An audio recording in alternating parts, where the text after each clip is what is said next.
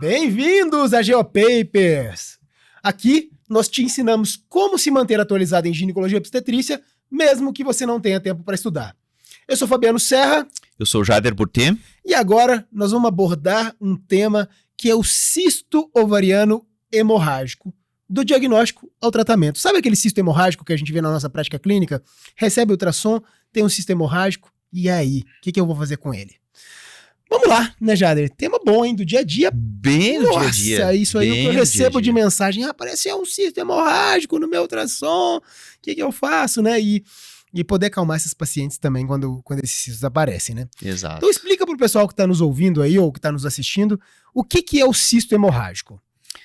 O cisto hemorrágico, na verdade, ele acontece por ovulação. Na verdade, é uma condição que acontece por ovulação. Então, aquela paciente que está ovulando, né, que não está usando nenhum tipo de método anovulatório, não está usando pílula anticoncepcional, por exemplo, né, não está usando injetável mensal, nenhum método que promova a anovulação, ela vai estar ovulando todos os meses, né? E o fenômeno de ovulação, para que ele aconteça, ele precisa romper o epitélio do ovário, né? Para que o oócito ele saia dali de dentro do ovário, né, e seja capturado pela tuba, ele precisa romper, né, ali o epitélio ovariano.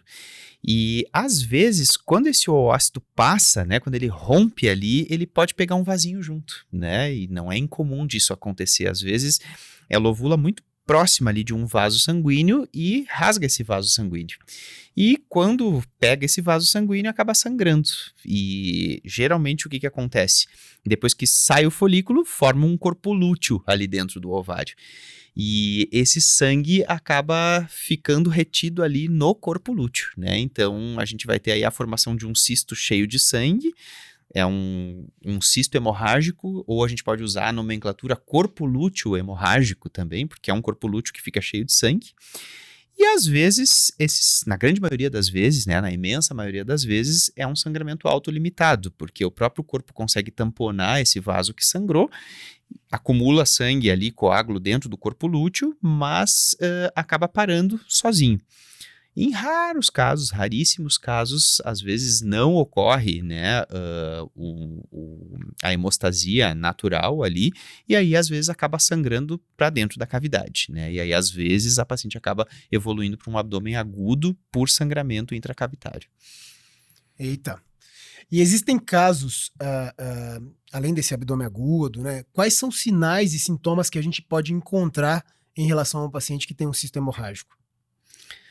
O quadro típico vai ser aquela paciente, então, que está ovulando, né, que não usa nenhum método anovulatório, ou usa, por exemplo, um DIU com levonorgestrel, que a gente sabe que as pacientes que usam um DIU com levonorgestrel ovulam, né, 85% das pacientes usuárias, né, de DIU hormonal vão ser ovulatórias, vão ter ciclos ovulatórios, e essa paciente, ela chega aí, então, lá pela metade do ciclo, né, um pouquinho depois, e começa a ter um quadro de dor. Ela chega e diz pra gente, olha, tá lá pelo 17º dia do ciclo menstrual, e ela diz assim, olha, faz 2 dias que eu comecei com uma dor em uma fossa ilíaca, ou direita ou esquerda, né, tá me incomodando, é uma dor chata, né, começou há mais ou menos uns 2 dias, a gente examina essa paciente, a gente vê que realmente ela tem uma dor localizada, né, não tem sinal de abdômen agudo, não tem nenhum sinal de irritação peritoneal, não tem defesa, né? E essa paciente, então, tem essa queixa, né? E geralmente ela tá nessa fase do ciclo, né? É importante a gente observar, assim, eu sempre digo que dor abdominal em mulher sempre tem que perguntar a DUM, né? O pessoal às vezes diz, não, mas tem apendicite que é super comum, claro que sim, então, a gente sempre tem que perguntar a data da última menstruação, porque existem as causas de dor, né, abdominal que são ginecológicas. Então, ela vai estar ali pela metade do ciclo e vai ter essa queixa de que começou a ter uma dor depois do período da ovulação. Na grande maioria das vezes, não sangra para dentro da cavidade e a gente não tem nada de abdômen agudo. Mas tem aqueles casos ali que acaba sangrando, né, e que a gente pode encontrar uma paciente com muita dor e com defesa, né, inclusive com um diagnóstico aí, um Bloomberg positivo, né, que clinicamente a gente vê que realmente ela tem um abdômen agudo. Perfeito, muito, muito, muito, muito bom. Se a gente fosse pensar nos achados ultrassonográficos desse cisto hemorrágico, o que a gente veria? Quando a gente entra com a sonda ali, né? Quando a gente entra para fazer ultrassom, quais são os achados ultrassonográficos? Então, essa paciente, ela vai... quadro típico é isso, né? Uma paciente que está com alguns dias ali, está lá pelo 17º, 18º dia, é uma dor em face ilíaca direita ou esquerda, a gente examina, não tem sinais de abdômen agudo, conduta, ultrassom, né? A gente vai pedir um ultrassom transvaginal. Aí o ultrassom, ele vai olhar os anexos. A imagem clássica do corpo lúteo hemorrágico, do cisto hemorrágico, é uma imagem que a gente vai enxergar uma lesão anecoica e ela é toda separada, assim como se fosse um entremeado de uma rede, né? Tanto que a gente fala que é o famoso padrão reticular, né? Porque reticular quer dizer rede. Então a gente olha assim e vê uma área que o fundo é anecoico, né, que a gente vê que é típico de cisto mesmo, né, só que ela é toda entremeada aí por essa rede, esse padrão reticular. Tem gente que inclusive gosta de usar o termo em imagem em favo de mel, né, porque a gente olha e parece um favo de mel mesmo. E isso são os coágulos, né, que ficam ali, né, e que tem aquela separação entre eles. Então, essa é a apresentação clássica, padrão reticular ou imagem em favo de mel. Esse é o achado ultrassonográfico do cisto hemorrágico. A gente vai olhar aquilo, né? Geralmente vem descrito, né, no ultrassom, padrão reticular ou padrão em favo de mel, entre aspas, e aí a gente já sabe que aquilo se trata de um cisto hemorrágico. Ainda nessa parte dos achados ultrassonográficos, só para o pessoal entender também qual que é a diferença do endometrioma pro cisto hemorrágico, acho que é interessante também a gente falar isso, porque, né, são coisas parecidas, mas que o achado é completamente diferente. Exato. O endometrioma, ele aparece nas pacientes com endometriose, a clínica é diferente, né? São pacientes que têm aquela dor já mais crônica, não é uma dor que aparece naquele ciclo, né? Como o cisto hemorrágico. Ela vai ter dispareunia, pode ter sintomas gastrointestinais, urinários, né? Toda aquela clínica de endometriose que a gente sabe, né? E o ultrassom vai mostrar aquela lesão, né? Que tem aquele padrão que a gente chama de vidro fosco, né? Ou vidro moído, né? Que a gente olha e a gente vê que tem vários pontinhos assim dentro, né? Como se alguém tivesse picado um vidro ali, como se alguém tivesse quebrado um vidro ali dentro. Então é diferente do padrão reticular, que a gente enxerga uma redinha dentro, né?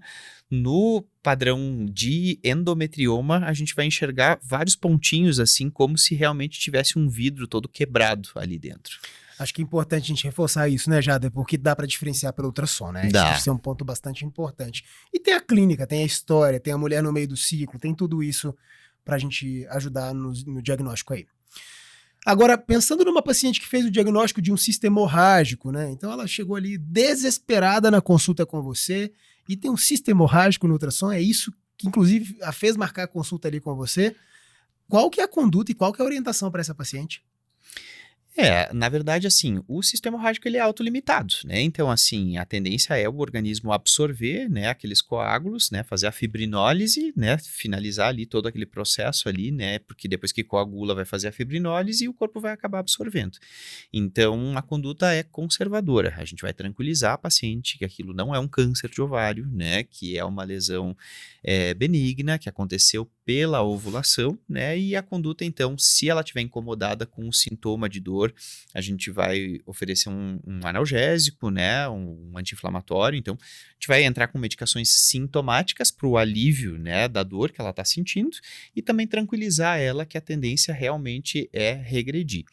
Depois, então, de que ela menstrua, né, a gente pode repetir esse ultrassom, né, depois de terminada a menstruação, para a gente confirmar que realmente houve regressão espontânea. Por que a gente repete, né? É bom a gente repetir o ultrassom mais uma vez, né? E especialmente depois da menstruação. Porque, às vezes, pode acontecer, eventualmente, de surgir uma outra coisa, uma coisa que no momento que a paciente estava com dor, o ultrassonografista não conseguiu ver, né? Às vezes pode acontecer de ter um achado diferente, né? Às vezes pode ter um teratoma, pode ter alguma outra coisa. Então, por isso que é bom a gente sempre repetir, né? Mas a imensa maioria dos casos, definitivamente, vão ser autolimitados. Temos aqueles casos que evoluem para abdômen agudo? Temos.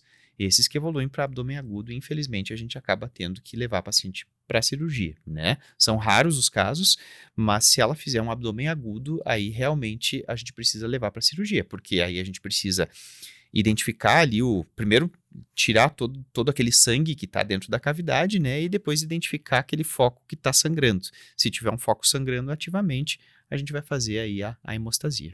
O triste é ver que muita gente faz uforectomia nesses casos, né? Eu já vi vários casos em que a paciente recebeu uma uforectomia sem necessidade. Né? Eu, felizmente, dei muito plantão na vida e nunca peguei um caso de um cisto hemorrágico que desse um abdômen agudo, sabe? Às vezes, condução com analgesia, tudo observa ali a paciente, em geral, você consegue controlar na maioria das vezes, né, Jader? Acho que também a gente tem que lembrar disso, que às vezes a gente também pode ser um pouquinho mais conservador. Com Né, certeza. nessas situações, não sair operando todo mundo.